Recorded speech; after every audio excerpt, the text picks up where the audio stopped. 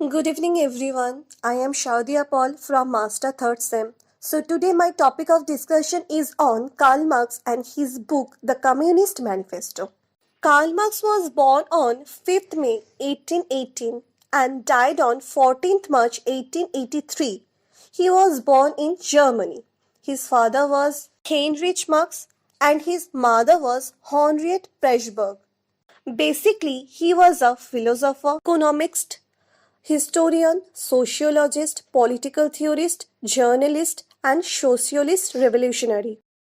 Short description about Karl Marx. Now we should talk about his book, The Communist Manifesto. So, The Communist Manifesto is one of the most influential documents in modern history. The Communist Manifesto is a theoretical treatise, a political program, and a revolutionary call to arms. Its purpose was to serve as the primary political document for the newly formed Communist League, an international party that was established in London in 1947. However, Karl Marx, the primary author, used the document to do even more. Most significantly, it is a call for the workers of the world to unite to overthrow the bourgeois social order, for in the proletarian revolution, the workers have nothing to lose but their chance. The manifesto states that the exploitation of many by thinking about the era of communism, thus ending class struggle. The Communist Manifesto also lays out some fundamental principles of Marxist philosophy, including the following: historical materialism, the theory that class and material factor shapes the history alienation, the theory that workers are distant from their products, their labor, and themselves class struggle, the theory that workers and capitalist interests are permanently antagonistic base superstructure, the theory that the economic base of the society determines its politic, ideological, and the cultural. So now moving to the title. So originally titled The Manifesto of the Communist Party, written in its original German. The Communist Manifesto is the main political creed of the Communist League, a revolutionary political party whose members were for the most part German and English workers and intellectuals. The Communist Manifesto spells out the continuing issue of a class struggles and the doctrines of the communism, an ideology whose followers believe the capitalist system is harmful and should be overthrown. So now we should move forward to the main ideas. The most significant ideas from the Communist Manifesto are Karl Marx's class analysis of society and critique of capitalist democracy. Indeed, for a work with a communist in the title, there is a little written about what a communist society would look like or do. Instead, Marx focuses on the problems of the bourgeois society, on bourgeois politics, and on the influence of the class on every level of politics and history. Perhaps the most significant insight and one of the most frequently cited concepts is that the history of all hitherto existing society is the history of class struggles. It is hard to overstate how radical an insight this was at the time and continues to be. For Marx, the problems of European politics and history, the failures of the revolutions, and the disappointments of Enlightenment ideas were explained by a single frame of analysis class.